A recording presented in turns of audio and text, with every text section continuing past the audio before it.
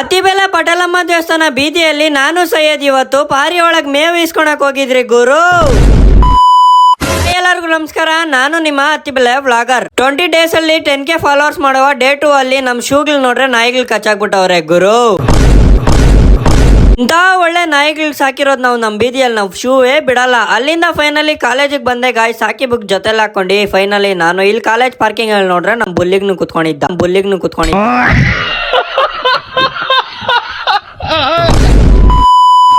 Finally college ಮುಸ್ಕೊಂಡಿದ್ರೆ ಇವ್ರ bio lesson start ಆಯ್ತು. ನಮ್ಮ ಹುಡ್ಗಿ ಹಿಂಗೋಳೆ, ನಿಮ್ ಹುಡ್ಗಿ ಹಂಗೋಳೆ ಅಂದ್ಬಿಟ್ಟು ಅದೇ ಟೈಮಿಗೆ ನಂಗೆ ಸಬ್ಸ್ಕ್ರೈಬರ್ ಕಾಣಿಸೋ ಸಬ್ಸ್ಕ್ರೈಬರ್ ನಿಮಗ್ ತೋರಿಸಿ ಸೈಯದ್ ಜೊತೆಲಿ ಹಾಕೊಂಡು ಸೈಯದ್ ಅವ್ರ ಹುಡ್ಗಿ ಹೆಸರು ಚಿನ್ನು ಅಂದ. ಅದ್ರಕ್ ನನಗೆ ಡೈಲಾಗ್ ಒಂದೇ ಗ್ಯಾಪ್ನ ಬಂದಿದ್, ಯಾವ್ದು ಹೇಳ್ರಿ? ಚಿನ್ನು ಅಂತಾರೆ.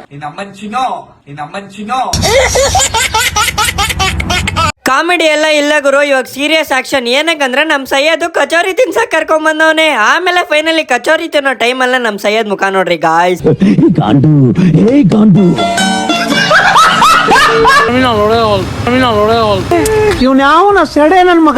ಅದೆಲ್ಲ ಬಿಡ್ರಿ, ಅದ್ ಡೈಲಿ ನಡೀತಾ ಇರುತ್ತೆ. ಪಟೇಲಮ್ಮ ದೇವಸ್ಥಾನ ಹತ್ರ ನಾವು ಬಂದಿದ್ದೆ ಪಾರಿ ಒಳಗ್ ಊಟ ಇಸ್ಕೊಳಕ ಗುರು.